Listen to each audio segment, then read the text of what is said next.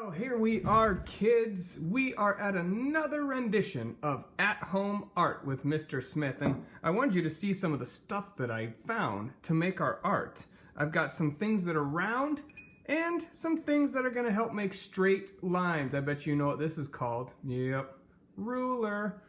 Mr. Smith used to study a little architecture too, so he's got a fancy ruler called an architect ruler. And I've got a couple pieces of paper. You can find blank paper or just regular line paper too. It doesn't really matter. But we're going to make something today called op art.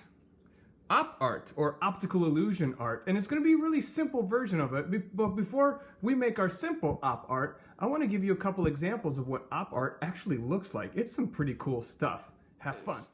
This is what it looks like if you spell out the word op art, O-P-A-R-T. And what it really means is optical illusion art, or art that makes your eyes play tricks on you. Let me show you some examples. I know, pretty cool, right? You know, op art is made to make you think that the image might be moving in some way. It's playing tricks on your eyes. If you see that black and white checkerboard one, I think you can agree that that one looks like it's sinking into the picture. It's like going away from us. The one on the right, the one that has colorful cubes kind of going all over directions, it really plays tricks on your eyes based on the use of color and the use of lines. Op art can be black and white, or it can be colorful. The black and white on the left again really shows movement. It's a very simple idea, but it looks like something's bulging from up underneath, like a ball is trying to poke through a piece of paper. And the one on the right, this one feels like all those cubes either are upside down or the right side up. They go in, they go out. You can't really tell what direction those cubes are going. Now, some famous artists of op art or optical art, one of them is Vasarely. And Vasarely was really good at playing tricks with our eyes, like all the op artists are. You can see that bulging ball thing that he did again. And you can also see those cubes that kind of play on each other like that. Underneath is Bridget Riley.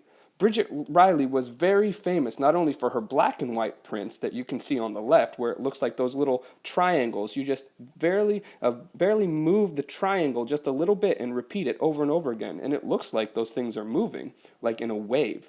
But she also used color in very interesting ways too, as you can see in that image onto the right, where there's a lot of diagonal lines that kind of look like cubes that got askewed.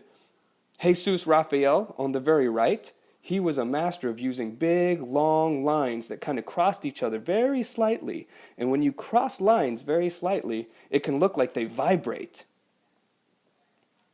These are some student examples of the way that we can make op art and really start practicing how to use lines in very intentional ways. That means putting a line on page on purpose. It has a job to do. And so each line has a very important job to do or important task to make the viewer, who's the person that's going to be looking at our art, feel like our art might be moving in some way. Here are some student examples, like I said, and you can see that purple and yellow one is a lot like the Vasarely image that we saw. That black and white one with the circles looking like a checkered board behind it, Bridget Riley would really be loving that one because that was very similar to the kind of work she did. And Jesus Raphael loved using lines up and down and crisscrossing back and forth, just like the other ones. Now, if you guys keep on watching, you're going to see how Mr. Smith's going to take you through this project. There are two different versions of the same project. One is going to be what he calls version difficulty 1 and difficulty 2. Make sure that you're watching and decide which difficulty you want to practice when you're doing your own op art. Let's bring it back over to Mr. Smith again so he can show us exactly what we're going to be doing to draw out our op art. Back. Wasn't that cool? A lot of really cool things you can do with just making lines using a pencil and some basic tools that you have in front of you. And today I'm going to show you two different ways that we're going to do an op art piece. I'm going to start with a really hard one first, and then we'll do like an easier one. And if you want to try the hard one, I'd say stick around. If you want to try to go for something a little easier, go ahead and fast forward the video and you can go to the easier one. But let's get started. I'm gonna take these tools off. Like I said, I got round tools and straight tools. And I'm gonna put one of these pieces of papers to the side here so we can just see one paper that I'm gonna work with. Come on, Mr. Smith, grab the paper. There it is. Now, to start, I'm gonna use my straight edge. I'm gonna use the ruler and I'm gonna make about 10 lines, 8 to 10 lines going up and down the page, just up and down. And that's all I'm gonna do. So I'm gonna start here. The hard part is holding it so it doesn't go whoa and get all wonky while you're drawing. So you wanna hold it nice and tight. And there's one line. I'm not even gonna measure. I might make it a little diagonal too, just because it's kind of fun to make it a little bit different. Okay, there's 3 lines. I said 8 to 10. Let's do one more here. Let's do 7 there. And honestly, I'm kind of happy with that. Maybe we only needed 7 lines. That's the cool thing about art, like I said. You start going and you're like, you know what? I'm gonna change it a little bit, and that's okay. Now, I'm gonna bring in some circles. I've got different size circles here. I've got a small, a medium, and a large circle. This rim is gonna be my large circle, and I'm gonna make 3 of them right now. I'm gonna start with one of these, and one of these. So I'm gonna move these off to the side up here, and I'm gonna go with the small one first. I like to flip it upside down because it's easier to hold on to. I'm gonna make one circle right here. It's gonna be like a bubble. Make sure you hold it down tight. There's one of them, and I think I'll do the medium one about right here. There goes the medium one, and the large bubble right there. 1, 2, and 3. Shoo. Almost looks like Mickey Mouse. I know that's exactly what you were saying in your head right now, right? I think I want to do one more. I want to do one more small one. I'm going to make it off to the side here. In fact, I'm going to make it so it looks like it's overlapping the exterior, meaning coming off the page. Just like that. Ta-da! So we've got 4 bubbles with these lines. The only other thing we have to do now is we have to take this image and give it some sort of color. In order to give it color, you can use the pencil you have right in front of you here. But sometimes you want to add something different. And this is where you get to choose. I'm going to actually get some markers. I have markers, and if you want to use markers or crayons or even color pencils, you can. But I like to use just one color.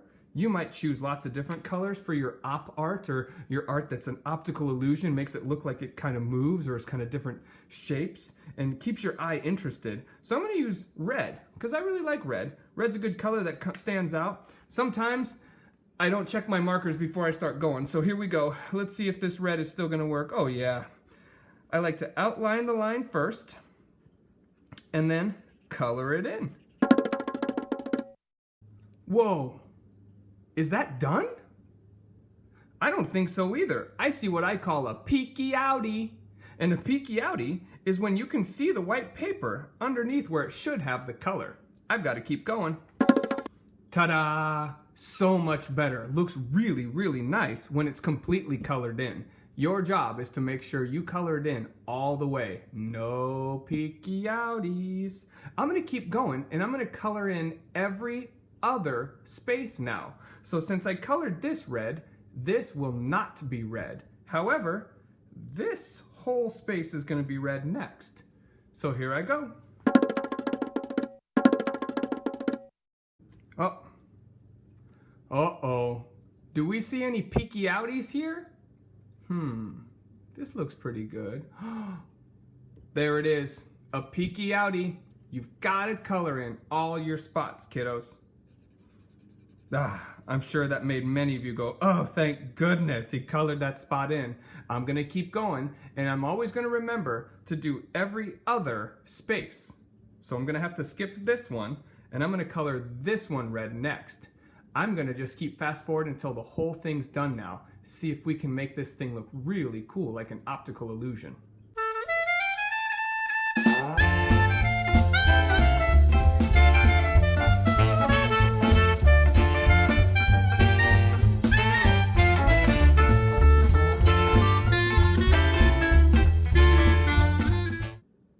And there you have it. This is our own simple version of what op art can look like.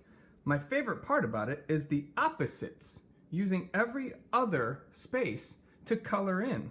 Now, I was doing my best to make sure I could keep up with this marker here, and it turns out I was starting to run out, and that happens sometimes. That's why some of you might want to use crayon too. Crayon will never run out until it gets too small, right? But now I'd like to show you an easier way we can do this. And we're just going to do something called a basic checkers pattern. I'm going to use this paper right here that I put off to the side. And now we're going to use the straight edge again, or the ruler again. But this time we're just going to make squares. Just simple squares. And this might be something that, that you choose to do as well. Here.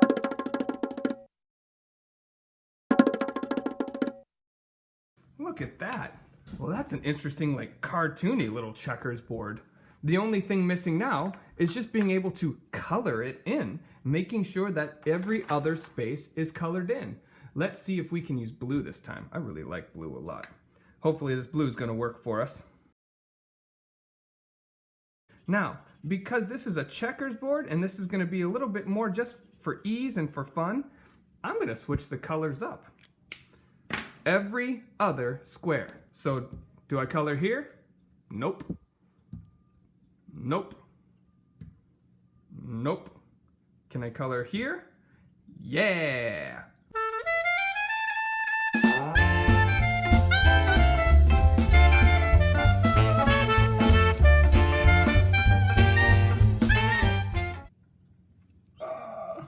Did you see that, kiddos? Oh, I dropped my marker and it got a little spot there. You know what? It's okay.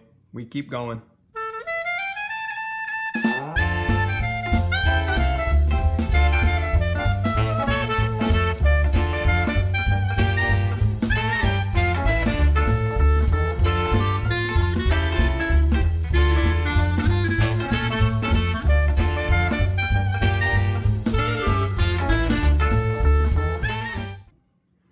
All right, that's it. Did you notice, I know it was going pretty fast, but I've got some of these markers that were getting a little difficult to use because they were drying out. Now there is a way for me to actually reanimate these a little bit, and so I'm going to actually look into that and see if I can post that to show you, if you do have markers that are drying out, how you can actually do something to try to extend the life of them and to be able to keep using them until all of the ink is gone, because sometimes it just needs to be re-wetted. So I might show you that later. But we are all done now with our art pieces. We've got one that's a little more complex. Hopefully you try that one and have a lot of fun with it. If you want to do something a little more simple like this but colorful, you can do that. You can do it in black and white. You can color it in crayon, in pencil, in colored pencil. You can even paint it if you've got some paints too. I hope you had a lot of fun doing this pop art stuff with me. It was great to do it, and I hope you guys have fun making your own art at home. See you later!